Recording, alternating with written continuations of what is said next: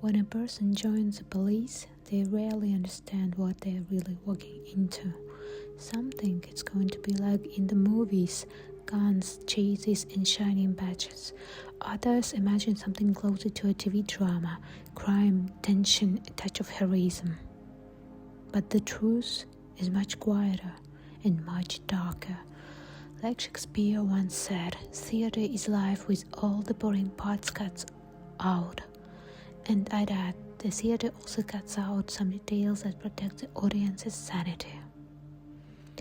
Because in real life, some things are better unseen. In the police, there is a constant turnover, not just because of the low pay or stress or endless paperwork, but because sometimes it feels like the city itself is at war. Rape, murder, kidnapping, torture. To most people, there are just terrible words, hashtags under horror movies. But when you see it for real, when you look into the eyes of someone who's done it, and that's not even a shadow of remorse, that's when you start to realize hell isn't somewhere else, it's here, just quieter. When you've been in the force long enough, you start hearing about certain addresses, places the regular patrols avoid, not out of fear, just out of experience. We call them bad houses. When a call comes from one of them, the dispatcher marks it with a special code. Then a team from Central District goes out. Not many of us left in that unit. If there are 2 calls in one night, someone's always going to be late. That's the division I was assigned to, the special division. I still don't know why they picked me. Maybe someone upstairs knew something I didn't. The office was strange, a regular apartment building, no sign on the door, no police crest, just silence. It was my 3rd shift, almost 11 at night. The office was quiet, too quiet. Captain Smirnov, a stern man in his 30s, the kind of face that doesn't change much, picked up the phone. He listened, scribbled something down, then said calmly, "This one's simple, you're coming with me, rookie." He walked to a big old metal safe, unlocked it, and pulled out a plastic bottle with water. At least I thought it was water. I didn't ask questions, just followed him to the car. You don't interrupt a man who looks like he's seen too much. We drove slow, not like the siren, some kind of call. This was something else, something quiet, something that waits. When we arrived, 2 young women were sitting on a bench outside an old pre-revolution building. Both wore thin synthetic robes and soft slippers. One was trying to cover the other with a coat, shivering in the cold night air. They looked relieved when they saw us. Usually people yell at us for being late, but this time they just looked scared. Really scared.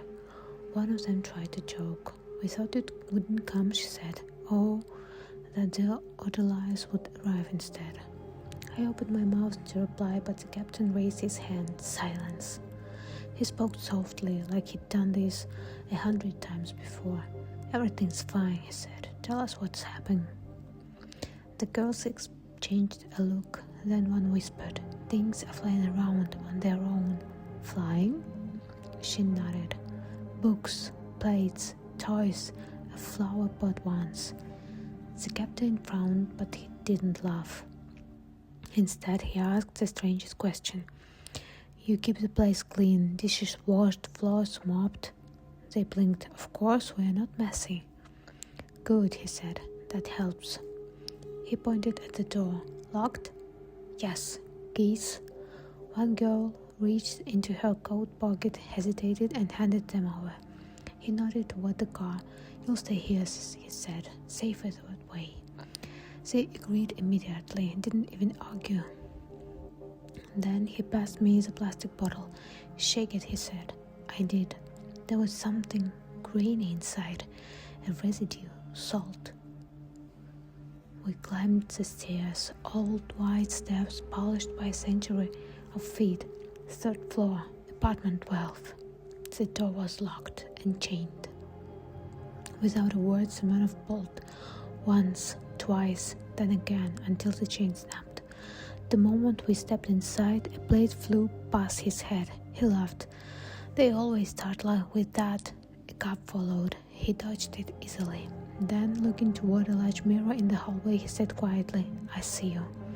He twisted the bottle open, leaped forward, and splashed the contents into the kitchen doorway. Something invisible fell with a dull thud. "Always a stove," he muttered. "They hide there." "Who?" I whispered. "The house spirits. Domovoy. You can see them in mirrors, if they want you to." And that one didn't want to.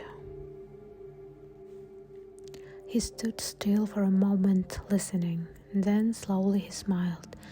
"They always go for the stove," he said almost kindly. "It's an instinct, warmth, the echo of a home."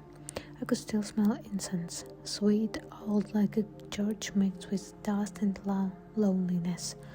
Somewhere in the apartment soft music was playing, barely audible but human enough to make me shiver. "Who is that?" I asked. He turned toward me, his voice low. "The Domovoy," he said. "House spirit, you see them sometimes, but only if they want to be seen." This one was angry. He looked around the room, at the scattered cups, the torn curtain, the trembling reflection in the mirror.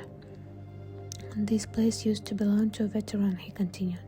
"World War II, tough old man, disciplined, lived alone for decades after his family passed. But he kept the house spotless, every nail, every floorboard, just so.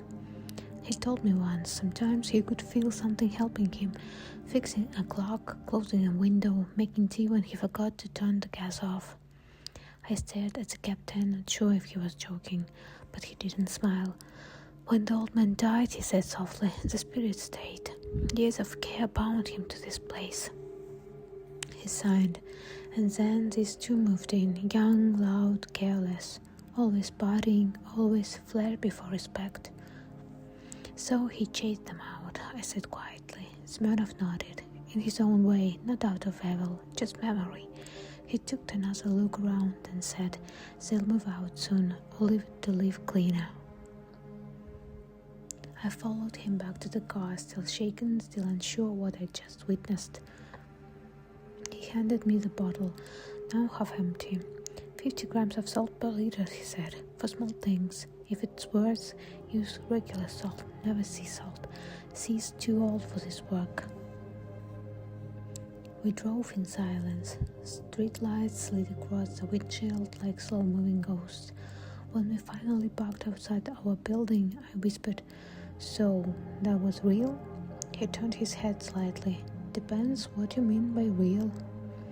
And that night, as I lay in bed, I couldn't stop thinking about the old man and the house that refused to forget him. Some spirits, I thought, don't haunt the living. They just protect the place they once called home. We were almost back at the office when the phone rang again. Captain Semenov answered, and his face changed. The gum lines around his eyes hardened, and for the first time that night he looked afraid. He threw the car into gear, and we tore through the city, sirens cutting the night open. He didn't speak, and I didn't ask. When we arrived, a woman was waiting at the door. Her hands were shaking. In her arms, a pale little boy. Her eyes were swollen, as if she hadn't slept in days. "Please," she whispered. "Here's here again." Semenov didn't question her. He walked straight inside. The air was thick, like after a storm, when electricity still lingers. The boy clung to his mother's neck, his voice trembling. "He comes at night," he said, "when Mom goes to work." At first he just watched through the crack of the door. His face was awful, pale and long. He had eyes like two small moons. Smirnov crouched, looking him in the eyes. "Does he speak too?" And the boy nodded slowly. "I understand him, but I don't remember what he says, only that I'm scared, so scared I can't even scream." "He breathes behind me," the child said, "cold, wet, and he smells like something dead." The mother sobbed. Smirnov took her hand gently. "Listen to me, we're going to fix this, but we need your help." The third thing The thing in your son's room, it's cowardly. It won't come if it knows we're still here, so you'll have to pretend we left." The woman stared at him, terrified. He nodded slowly. "Just act. You're safe. We'll be right outside the door." She did everything exactly as he said. Apologized for the false alarm, closed the door, and put her son to bed. We stood in silence, waiting, barely breathing. Then a sound. Soft, dragging steps. The floor creaked. Something heavy shifted under the bed. The boy gasped. A thing, whispering hiss filled the room. That was the signal. Smirnov kicked the door open and the world turned inside out. I saw it only for a second. The creature clinging on the wall. Its skin grey, ringed, its limbs long and wasted, fingers ending in the dark claws. It screamed, not with sound, but with something deeper, something that made your bones vibrate. The captain lunged, grabbing it from behind, forcing its arms against its chest. I turned on the light and saw the wardrobe. Its doors were no longer doors. Inside was a dark hole, like a tunnel into nothing. The air stank of rotten iron. I wanted to run, but Smirnov shouted, "Break the wardrobe, now!" I grabbed the nearest chair and hit the wood again and again. Each crack of the splintering timber made the creature scream. Louder, thinner, more desperate.